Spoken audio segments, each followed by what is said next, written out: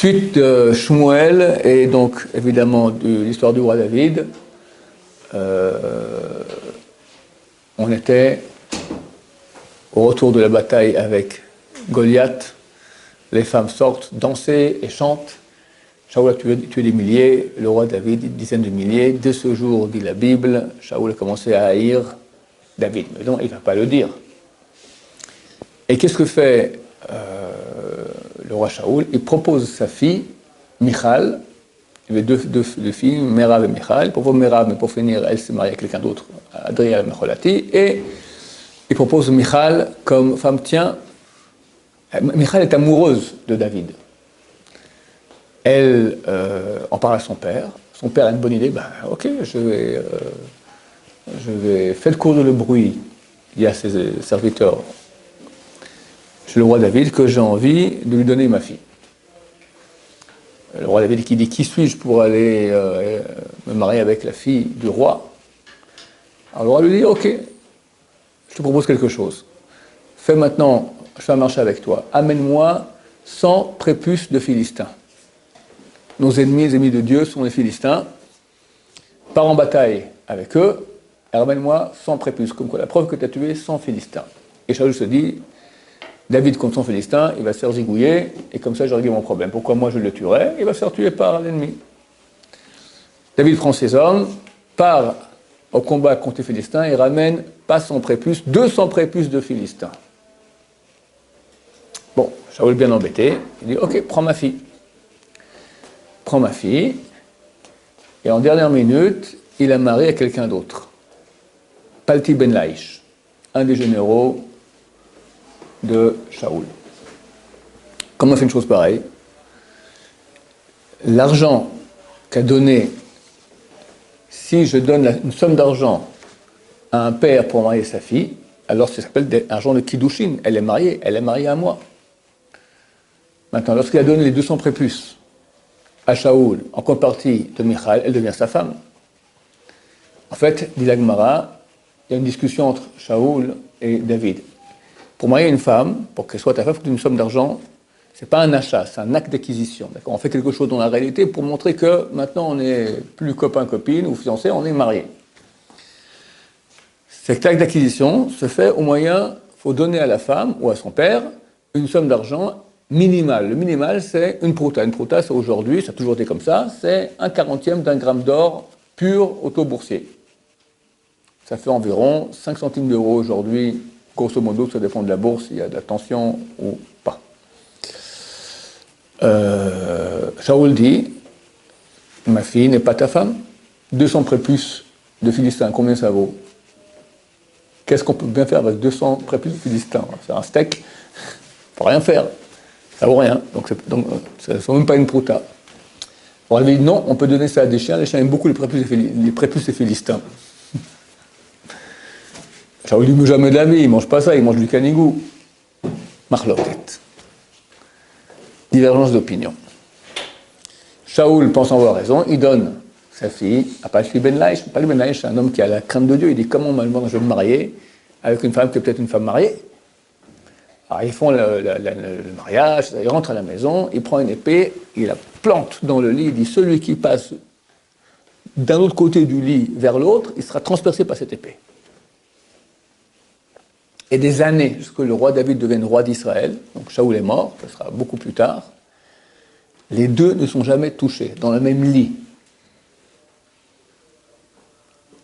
Et lorsque David vient prendre sa femme après Michal, eh bien elle pleure, parce qu'elle est amoureuse de Paltiel. Vivre avec un homme pendant quelques années, dans la même maison, il y a des sentiments qui se créent, c'est normal. Chazal ont dit: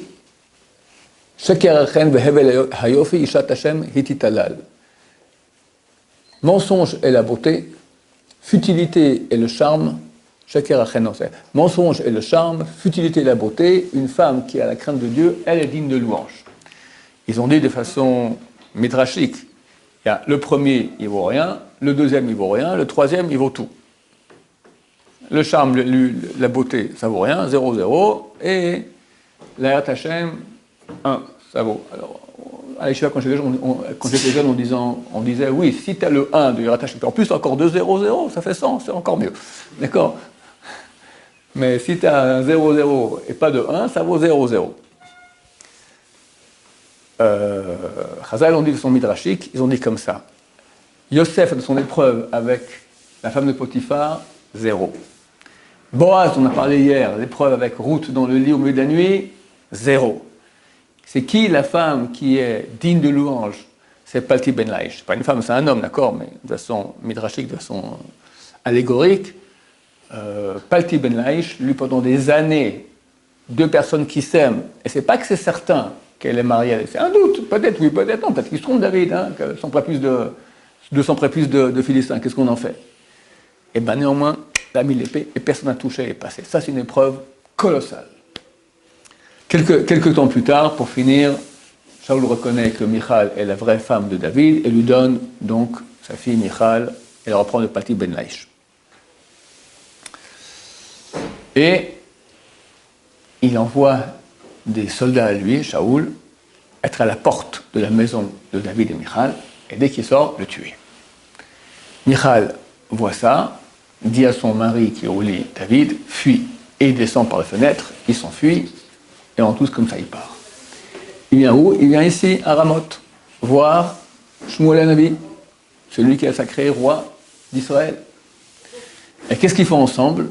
Normalement, un type qui a failli se faire tuer maintenant, il n'en peut plus, il ne peut pas dormir, il fait des 100 pas, il fait une cigarette, etc. Pas du tout. Il s'assied avec Shmuel pour voir où est-ce qu'on construit le temple de Jérusalem. Ils étaient à un endroit qui s'appelle Nayot, et Nayot, un jeu de mots, ils disent, ils se sont occupés, le vrai endroit où ils étaient, c'était à Ramoth. Pourquoi on appelle ça Nayot? Parce qu'ils sont parlé du Noyo Shel Olam. Noy, c'est la beauté. Ils se sont occupés de la beauté du monde. Quoi, la beauté du monde, où va être le temple. Et ainsi, jusqu'à ce que le roi David devienne roi d'Israël, une fois que Shaoul sera mort, Shaoul sera tué par les Philistins lors d'une bataille. Pendant toute cette époque-là, le roi David est avec ses gens, quelques dizaines de personnes qui sont ses compagnons de combat, et il fuit de Shaoul. Il va à En-Gedi, après il va dans le désert de Juda, après il va par-ci, il va par-là, il s'enfuit sans cesse, à 2 secondes de se faire attraper, Hachem le protège sans cesse. Et lui, avec ses compagnons, ils étaient dans la campagne comme ça, et il y avait là-bas les troupeaux d'un certain Naval à Carmélie. Naval à Carmélie, un monsieur orgueilleux et grossier, qui avait une très belle femme, qui s'appelait Abigail.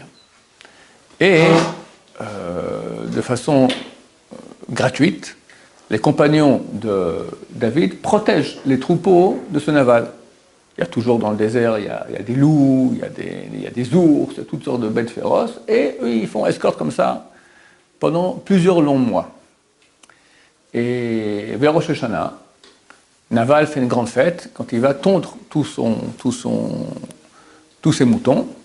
Et David envoie des messagers dire, est-ce que tu me donnes un peu, on a faim, on a soif, on n'a rien, donne-nous un peu de quelque chose. Naval les envoie balader, il y a beaucoup de serviteurs comme ça qui se révoltent contre leur maître, du genre les serviteurs du roi Shaoul, et tu t'es révolté contre lui, dégage.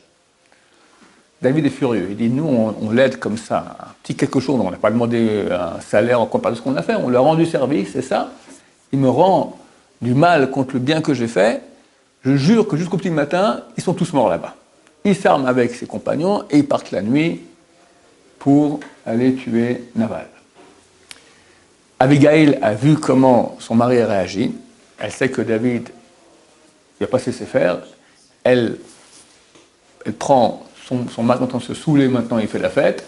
Elle prend 10 ânes, plein de nourriture, tout ça, avec du vin, avec tout ce qu'il faut, et elle part en route avec quelques serviteurs vers le roi David. Elle monte la montagne, le roi David est en train de descendre la montagne, et il se rencontre au milieu de la montagne, au milieu de la nuit.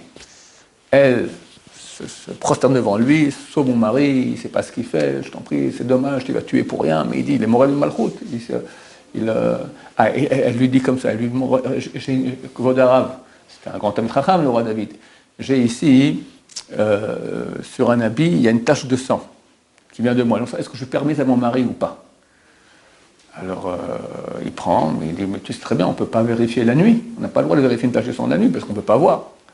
C'est marqué dans la Lacha, on ne vérifie pas la nuit, même à la lumière d'une bougie. Alors, il répond, mais c'est marqué aussi qu'on ne peut pas juger la nuit.